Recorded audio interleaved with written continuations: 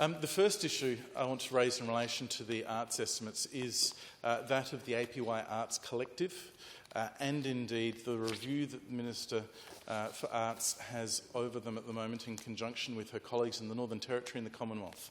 The APY Arts Collective reflects a number of local arts centres in the APY lands, artists from the community. These artists include some extraordinary artists. These artists are people who have lived their life in the APY lands, who have grown up there and who are telling their stories.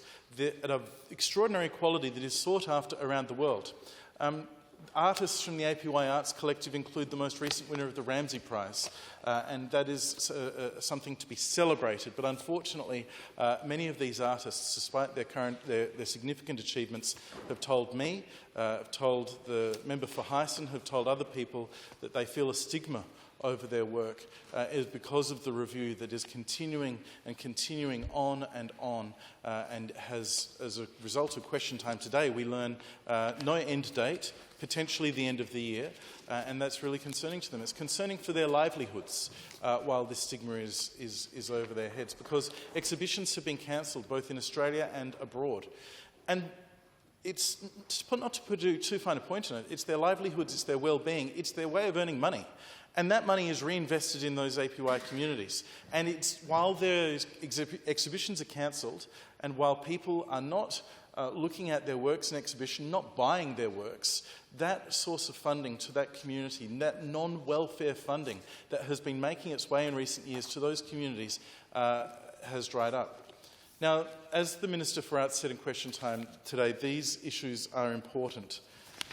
And it's important that if there's a review that it be correctly done. But it's worth noting that the National Gallery undertook a review into the works that they had in their exhibition, and that review was able to be auspiced, terms of reference drawn up, reviewers appointed, the review conducted, the review reported on, all in about the same time that it took this government to figure out who was going to be on their review committee for their review.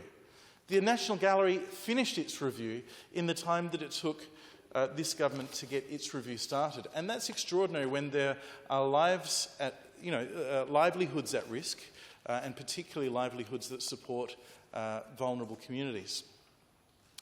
The strong message I give the government is to get on with it.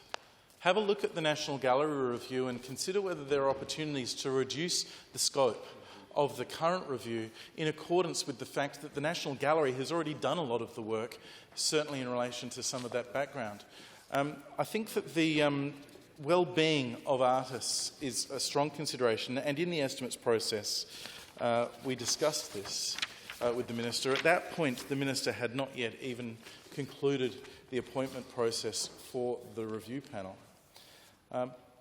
But I made the point, obviously I suspect our most significant concern is for the artists, and the Minister said absolutely, and I continued on their well-being. Can I ask the Minister what role the government plans to play in supporting those APY artists through what is at the moment a difficult time, I expect, to fulfil their commercial potential moving forward? And the Minister said, once the panel is stood up, I'll be guided by and work with them as to what departmental support we can provide, particularly to those artists.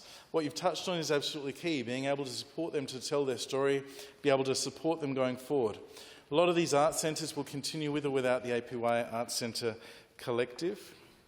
Some incredible work is being done at those art centres. They are members of the APY Arts Centre Collective, but they are individual art centres, largely on their own, so they will continue. We just need to make sure we have the right support for these people to help them through it.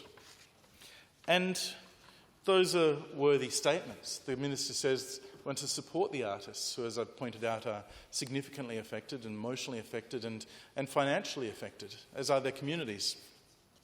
The Minister said they wanted to support them. The Minister said that once the reviewer stood up, she'll engage with the review in her department to see how they can be supported. And do you know what's happened since then? The department has sent a letter to the APY Arts Collective cancelling their funding. We find out today in question time it's a legal mechanism designed to enable the funding to be cancelled straight away rather than having to be waiting 6 months if the review finds wrongdoing. And if the review doesn't find wrongdoing, as the NGA review found no wrongdoing, then presumably the department will send back a letter saying, oh, we're okay with the reinstating the funding now. They may do that. We didn't get confirmation of that today, but they may do that. Certainly encourage them to. The key thing in here that's been lost is the well-being of the artists, because the Minister said in estimates that well-being of the artists was the primary concern and that the government would be looking at ways of supporting them. And in talking to some of the artists about this question a couple of weeks ago, a good start might be a telephone call. Listening to the artists, talking to the artists about what they need and how they can be supported. It's all very well to say that you are listening to the voices of Aboriginal South Australians, but when you have a significant issue like this that's having a practical and dramatic impact on the welfare of vulnerable people as well as younger First Nations artists, listening to those artists, I'd encourage the government would be a really good start.